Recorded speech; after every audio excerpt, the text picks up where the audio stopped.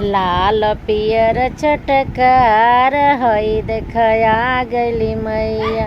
लाल पियर चटकार हई देखया गली मैया।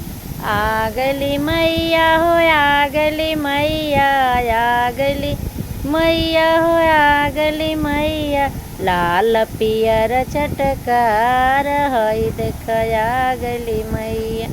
जब मेरी मैया पंडित घर गईली, जब मोरे मैया पंडित घर गईली। पंडित पोथी ले खाड़ हई देखया गली मैया। लाल पियर चटकार हई देख आ गली मैया। जाऊ मोरी मैया मालिया घर गईली, जब मेरी मैया मालिया घर गईली। फुलवा के हार ले खाड़ हई देख आ गली मैया। फुलवा के हार ले खाड़ हई देख आ गली मैया। लाल पियर चटकार हई देख आ गली मैया।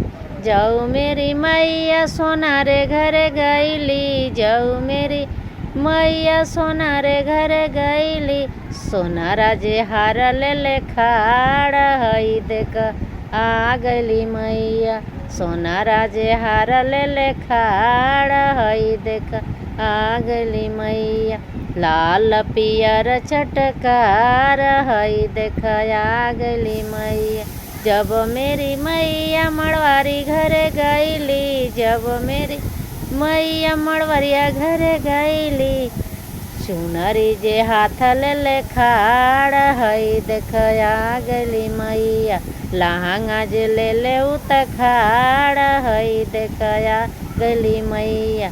लाल पियर चटकार हई देख आ गली मैया।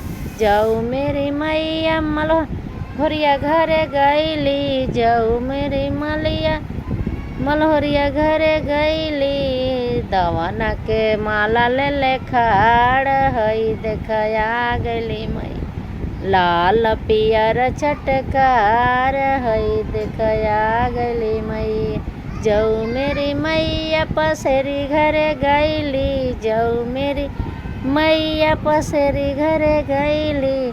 हथवा सिंदूरवा ले खाड़ हई देख आ गली मैया। लाल पियर चटकार हई देख आ गली।